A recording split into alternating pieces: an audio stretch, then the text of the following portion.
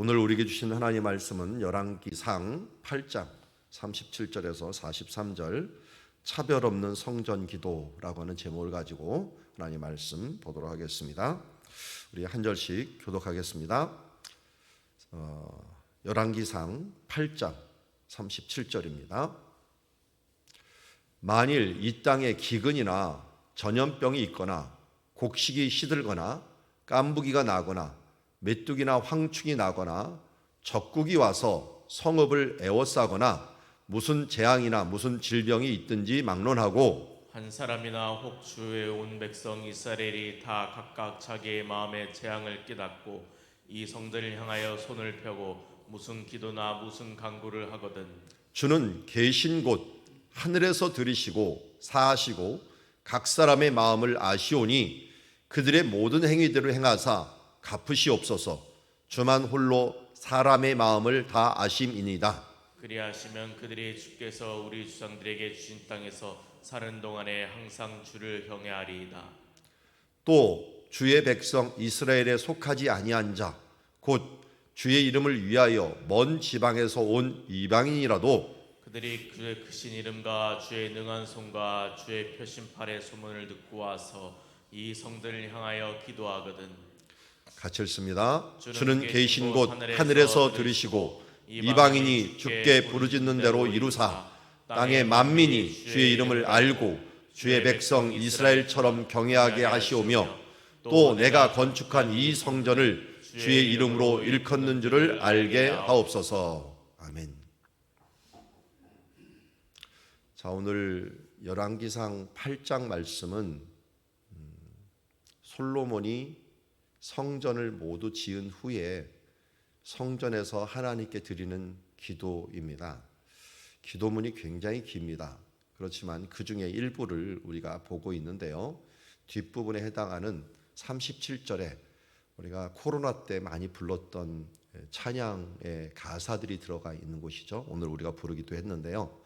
만일 이 땅에 기근이나 전염병이 있거나 곡식이 시들거나 깐부기가 나거나 메뚜기나 황충이 나거나 적국이 와서 성읍을 에워싸거나 한마디로 그걸 무슨 재앙이나 무슨 질병이 있든지 막론하고 우리에게 많은 일들이 일어날 수가 있습니다. 자연재해가 있을 수가 있고요. 그러게 뭡니까? 기근, 전염병, 곡식이 시드는 병들, 뭐 깐부기, 메뚜기, 황충 이 부분들은 이거 자연재해니까 우리가 어떻게 할 수 없어라고 하지만 이 모든 부분들도 결국은 하나님께서 이루어 가고 있는 부분이라 하는 것을 깨닫고 이 재앙이나 질병을 막론하고 한 사람 혹은 주의 백성 이스라엘이 다 각각 자기의 마음의 재앙을 깨닫는다라고 하는 것은 재앙이 어디서부터 왔는가, 왜 왔는가 하는 것을 깨달으면 이 성전을 향하여 손을 펴고 무슨 기도나 무슨 간구를 하거든 주는 계신 곳에서 들으시고 용서하여 주시고 각 사람의 마음을 아시오니 그들의 모든 행위들을 행하사 갚으시옵소서. 여기 보면은 조금 의아한 것이 뭐냐면 하늘에서 들으시고 그들의 모든 행위들을 행하사 갚으시다. 값을 치르게 한다라고 얘기하고 있어요. 그러니까 우리가 재앙이 있거나 질병이 있으면 무슨 뜻이 있어서 하나님께서 무슨 뜻이 있으면 그 부분들을 하나님 갚아주시옵소서. 그걸 깨달을 때 갚아주시옵소서라고 얘기합니다.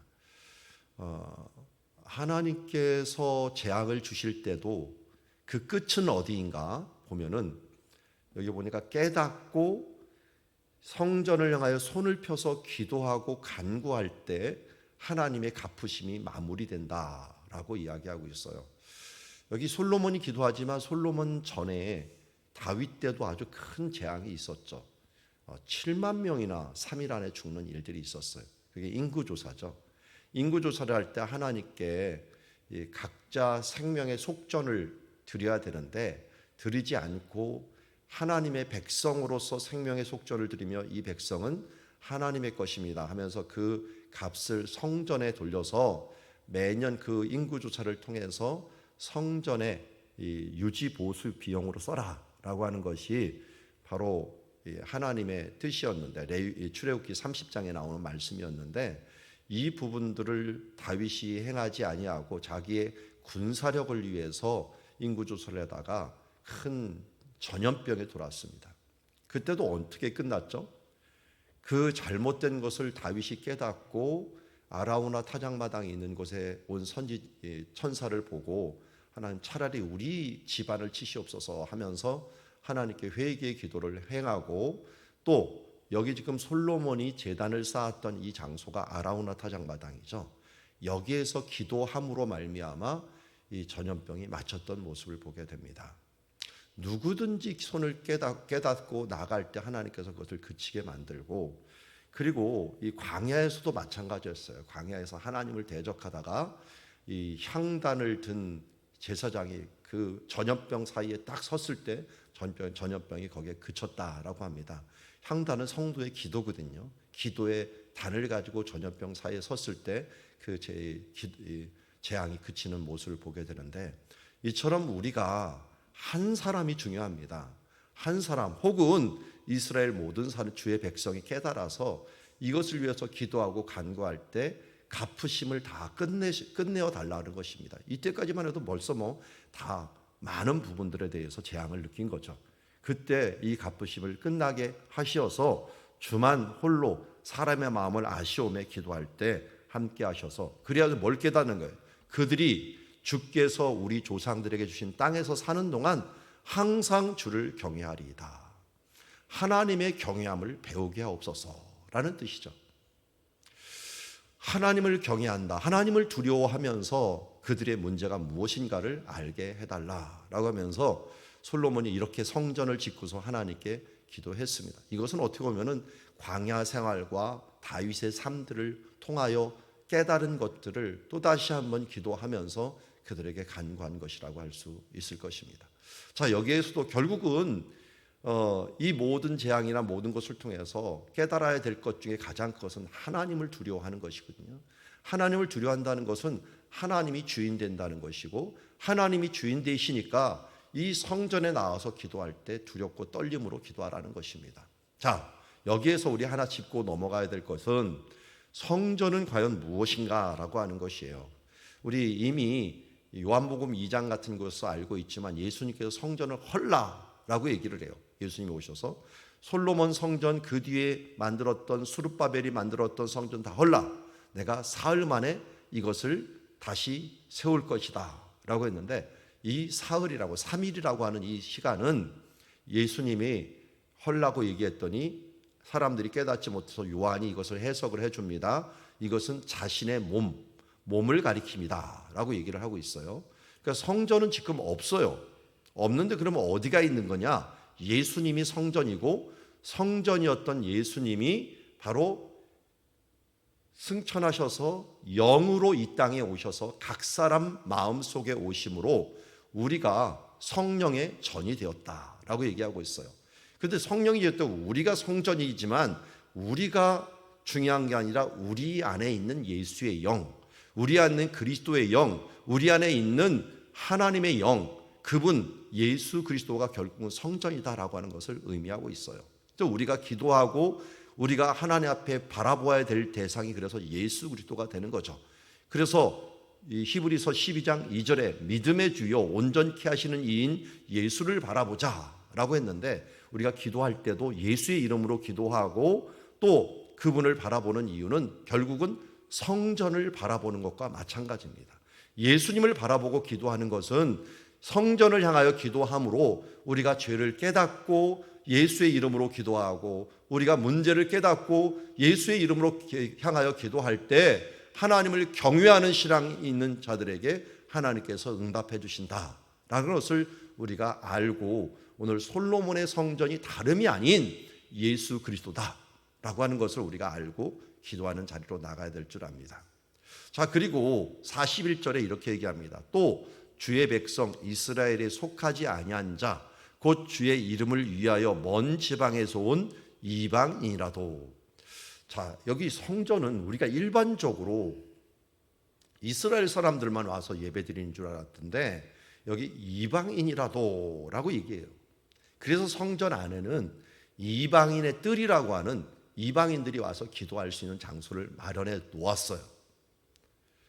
그래서 성전을 또 한마디로 여기 이 말에 의하면 만민이 기도하는 집이 되는 거예요.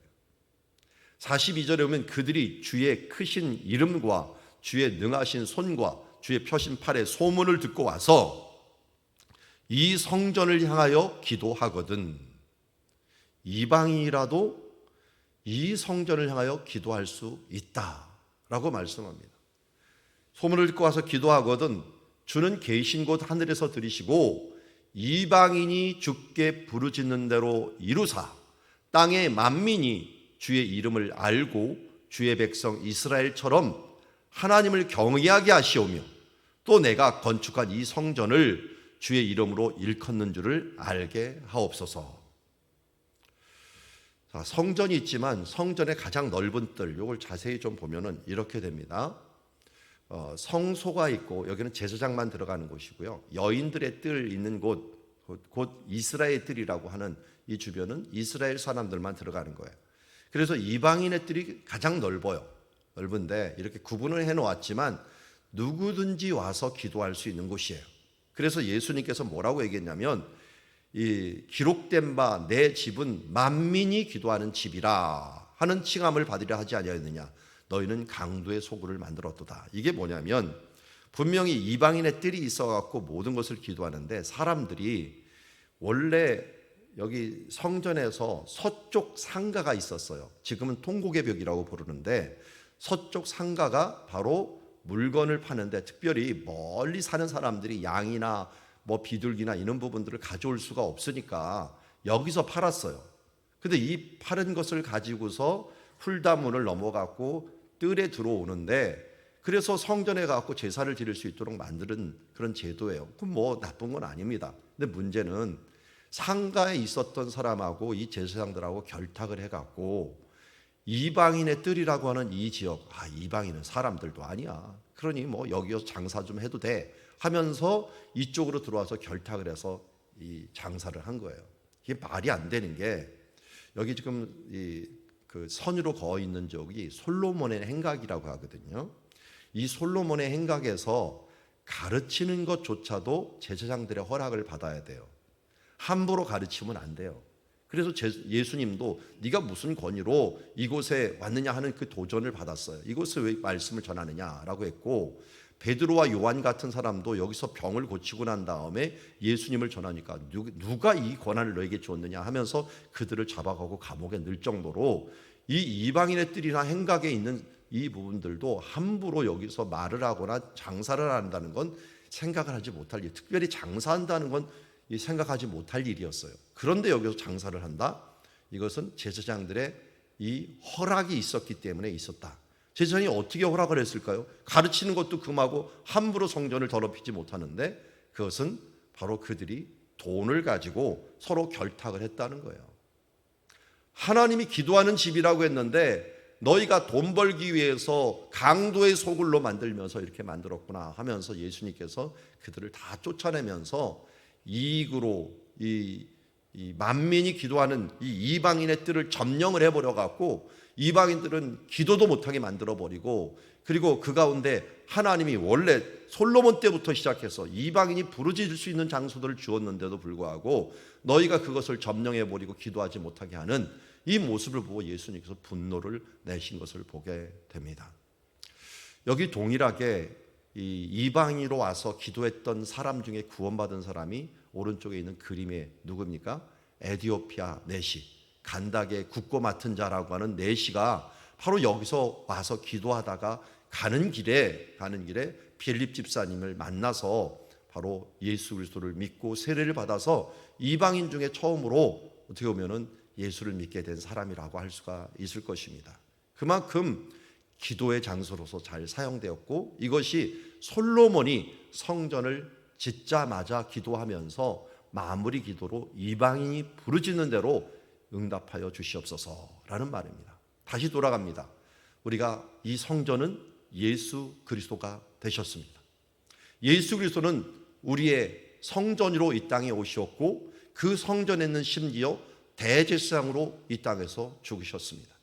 그러므로 우리가 주님 앞에 기도할 때 그것은 누구든지 심지어 믿는 사람이라든지 처음 믿는 사람이든지 오래 믿는 사람도 가릴 것 없이 누구든지 하나님께 와서 기도하는 자를 거절하지 않는다는 것입니다.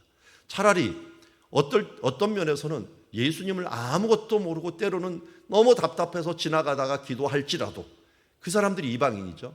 예수님을 모르건 교회를 안 다니건 상관없이 누구든지 기도하더라도 기도의 문이 열려 있고 또 누구든지 기도하더라도 그 하나님을 알고 그 기도한 대로 깨달아서 그가 하나님 앞에 주 이름을 알고 주의 백성 이스라엘처럼 경외하는 일들이 가게만 된다면 부르짖는 대로 이루어 주시옵소서. 이 말을 잘 기억하십시오. 이방인이 주께 부르짖는 대로 이루사 땅의 만민이 주의 이름을 알고 주의 백성이 이스라엘처럼 경외하게 하옵소서. 여러분, 그래서 믿지 않는 사람한테도 기도하라고 해도 됩니다. 너무 힘들면 와서 나는 믿지도 않는데 그래도 기도해도 된다. 성경에 그렇게 나와 있다. 여기 보니까 이방인이라도 하나님을 모르는데 하나님의 크신 일들을 경험하는 사람들을 옆에서 보면서 부르짖는 대로 하나님이 이루어 주신다. 이방인으로 주께 부르짖는 대로 이루게 하신다는 것입니다. 이루어진다는 거 말합니다. 그러면서 그것을 통해서 뭘 알려고 한다는 겁니다. 그래서 이루는 것이 중요한 게 아니에요. 땅의 만민이 주의 이름을 얻고 주의 백성 이스라엘처럼 하나님을 경외하게 하옵소서. 이 앞에서도 말했잖아요. 결국 40절에도 항상 주를 경외하게 하시는 일들, 또 여기도 경외하는 일들을 통하여 성전의 기도를 통하여 우리가 응답을 통하여 무엇을 알게 됩니까? 하나님 경외하는 신앙입니다. 우리가 신명기 6장 말씀도 되지만 하나님을 사랑하고 하나님을 경외하는 신앙, 하나님을 두려워하는 신앙, 하나님을 믿는 신앙, 그 믿는 신앙으로 지혜의 근본, 지식의 근본으로 나아갈 수 있도록 우리가 성전에 나와서 기도한다는 것이죠. 말씀을 우리가 정리합니다. 오늘 우리가 지난주에 보았던 말씀, 고넬료와 그리고 베드로는 이방인과 그리고 유대인이었습니다. 모두 하나님을 경외하는 마음으로 기도하며 나아갔을 때 이방인이었던 고넬료는 환상 중에 하나님의 사자를 만났고 그리고 이 욥바로 가서 베드로를 데리러 오라고 했고요. 베드로도 하나님을 경외하면서 기도했을 때 그 환상을 보고 이 환상에 대한 부분들을 응답하여서 가라 내가 보내었다 해서 그를 따라감으로 말미암아 기도로서 하나의 연결고리가 되어서 하나님의 놀라운 사역인 이방인의 사역, 성령의 사역을 이루게 된 것을 보게 됩니다. 우리는 누구든지 기도함으로 하나님과 연결되어 있다는 사실들을 깨닫고 우리들의 연결고리는 기도라는 것을 알고 나도 너도 모두 함께 기도함으로써 하나님 나라의 역사를 이루어 나가는, 그래서 주님 앞에 나와 기도하는 사람들은 차별이 없다. 차별이 없는 성전 기도이다 하는 것을 알고 믿든지 믿지 않든지 상관없이 모두 나와서 기도할 수 있도록 권장해 주고, 그럴 때 믿음으로 응답받았을 때 하나님의 경외의 자리로 나올 수 있도록 또한 우리도 더욱더 하나님께 나아가도록 해야 될 줄 믿습니다. 그래서 우리 믿는 사람들도 베드로와 같이 또한 여기 믿는 사람들 하나님의 앞에 우리의 연약함을 깨닫고 기도할 때 우리의 모든 것을 갚으시고 이제 하나님을 경외함으로 나아가게 하옵시고, 이방인이 기도할 때도 들어주시옵소서.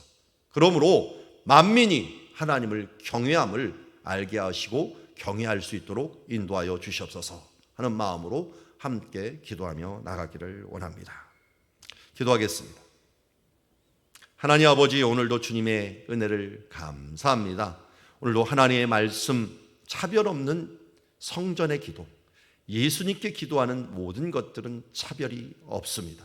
예수님을 알던 모르던 하나님을 경외하고 하나님을 존경하여 나온 모든 사람들의 기도를 받으셨던 주님이여, 오늘도 주 예수 그리스도의 이름을 듣고 누구든지 나오는 자들 기도함으로 응답받게 하여 주시옵시고, 깨닫고 기도할 때 갚게 하여 주시옵소서. 이방인이 기도할 때 들으시고 특별히 우리 주변에 예수를 제대로 알지 못한 사람들이라도 기도를 권장하고 그들이 기도함으로 하나님의 응답을 받고 만민이 하나님을 경외하는 자리로 나올 수 있도록 우리를 인도하여 주시옵소서. 예수님의 이름으로 기도드리옵나이다.